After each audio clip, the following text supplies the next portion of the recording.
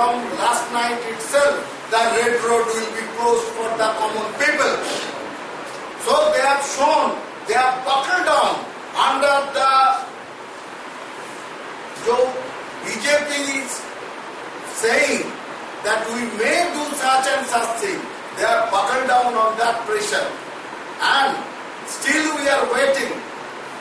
State President today even said that yesterday Governor has issued a letter to the Chief Minister or the Trinamool Congress Party to stop this atrocity on common people, atrocity against the opposition. Still we are waiting some response from Mamata Banerjee that what she is going to do about it. She is silent. She is not talking about anything about the atrocity. Even after the letter issued by the governor. Still we are watching the situation, and in due course of time a decision will be taken about BJP stand on 27th. What we will be doing that day. But at the same time, Mr. Venkaiah Naidu has apparently agreed to come to the oath-taking ceremony from the center. Mr. Venkaiah Naidu, that is the commonality, that is the common practice, that someone from the central government would be coming. Question is, in normal circumstances, that is the common practice.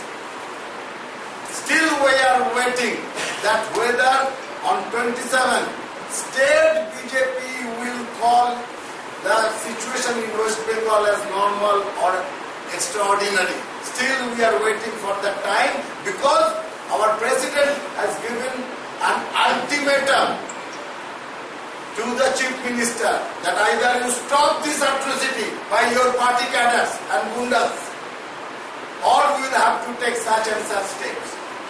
We are waiting. আপনারা কি সেন্টারকে আপনাদের অবজারভেশনে কোনো জানিয়েছেন? যা যা এই পর্যন্ত হয়েছে জানিয়েছেন? অফকোর্স সেন্টার জানে। আজকে যে ঘটনাগুলো আমরা বলছি, বিজেপি এখানকার একটা পার্টি, সেন্টারের একটা আলাদা পার্টি তো নয়। আমরা জানি, আমরা অপেক্ষা করছি। আমাদের আজকেও যে আমাদের এক্সিকিউটিভ কমিটির যে মিটিং হচ্ছে, তাতে আলোচনা হচ্ছে যে কি কি জায়গায় কোথায় কোথায় কিরকম অত্যাচার।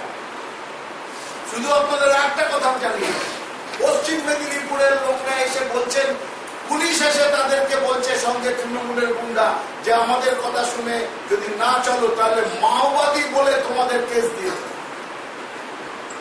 বিজেপির লোকজনদের ভয় দেখাচ্ছে যে মাওবাদী বলে আমরা কেস দিয়েছি।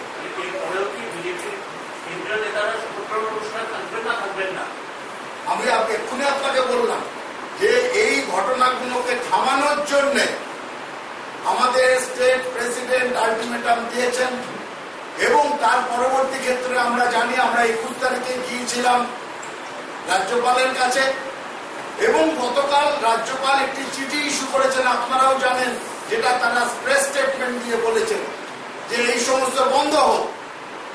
তিনিও বলেছেন চিফ মিনিস্টারকে এক্ষুনি বন্ধ করতে হবে এবং কোন দলের রং না দেখে। এখনো আমরা দেখুন, তারপরে 24 ঘন্টা কাটতে চলেছে, এখনো পর্যন্ত চিফ মিনিস্টারের কোন রিয়াকশন পাইনি। কালকে আছে, পরশু আছে, আমরা দেখব চিফ মিনিস্টার সদার্থক ভূমিকা নিচ্ছেন কিনা, এই রাজ্যে গণতন্ত্রের পরিবেশ ফিরিয়ে আনছেন কিনা, শান্তির পরিবেশ আনছেন কিনা, নিজেদের গুন্ডা বাহিনী, নিজেদের অস্ত্র ভান্ডার সেগুলোকে কন্ট্রোল করছেন কিনা, এইগুলোর জন্য আমরা আছি। তারপরে আমাদের সভাপতি নির্দিষ্ট সময় আমাদের কি পদক্ষেপ হবে সেটা জানাবেন। एक तो जिस तरह से गवर्नर ने कल चिट्ठी लिखी है, आप लोग बहुत दिन से चाह रहे थे कि कुछ स्टेप किया जाए, तो अब जो चिट्ठी लिखी है क्या लगता है कि इससे कुछ होगा, कुछ फर्क पड़ेगा? दूसरा सवाल, स्वैरिटी को लेकर जो दूसरी ऑपोजिशन पार्टीज है पश्चिम बंगाल की, वो लोग बॉयकॉट करने की बात कर रही है, बीजेपी का क्या स्टैंड है? आपका सवाल किनसे? देखिए, विषय ऐसा है कि जो चिट्ठी राज्यपाल महोदय की तरफ से आई है वो जरूर कुछ एक सार्थक पहल है, लेकिन अब इस पहल पर राज्य सरकार जो आज की है और जो 27 तारीख को शपथ लेने वाली है रवैया होता है, यह उस पर हम टिप्पणी करें। राज्य सरकार ने अपनी भूमिका, राज्यपाल महोदय ने अपनी भूमिका अदा की है, लेकिन राज्य सरकार उस पर क्या, उनका क्या उत्तर होता है और वो क्या कार्रवाई करती है, यह देखने की विषय है। तो जहाँ तक कार्रवाई का सवाल है, वो तो अभी हमें कुछ दिखा नहीं है। जिस तरह हमारे उपाध्यक्ष महोदय ने कहा, अभी भी बंगाल के विभिन्न इलाकों में भाजपा कार्यकर्ता और समर्थकों पर अभी भी इस तरह के डराने का, धमकाने का और आक्रमण की घटनाएं निरंतर घट रही है। अभी अभी मुझे जानकारी मिली है कि सिलीगुड़ी का जो 1 नंबर वार्ड है, सिलीगुड़ी म्यूनिसिपैलिटी का, वहाँ के हमारे जो सेक्रेटरी है, उनके कुछ ऐसे मामला पुलिस की तरफ से दिए गए हैं नॉन अवेलेबल सेक्शंस में, जबकि ऐसी कोई घटना ही नहीं घटी है। सिर्फ जिस दिन चुनाव का नतीजा आया, उस दिन कुछ तृणमूल के कार्यकर्ता वहाँ कुछ ड्रंकन स्टेट में वो लोग किसी महिला के साथ जो व्यवहार कर रहे थे, उसका प्रतिवाद किया गया था, और इसीलिए आज पुलिस की तरफ से इस तरह की कार्रवाई हो रही है। ये अत्यंत निंदनीय एक प्रशासन का एक कदम है, जिसकी हम निंदा करते हैं। तो इस तरह की जो घटनाएं घट रही है, जो प्रशासन अगर सत्तारूढ़ दल का होकर, उसका एक्सटेंडेड कैडर होकर अगर काम कर रही है, तो ये तुरंत बंद होना चाहिए। सरकार आई है, पुनः चुन के आई है, बहुत बड़ा जन समर्थन से आई है, ये बात सत्य है। तो इतना बड़ा अपार जन समर्थन को इसके लिए और बड़ा जिम्मेदारी सरकार पे बरतती है। तो वो जिम्मेदारी सरकार समझे, वो जिम्मेदारी सत्तारूढ़ दल समझे और उसके अनुसार काम करे, ये हमारी आशा है।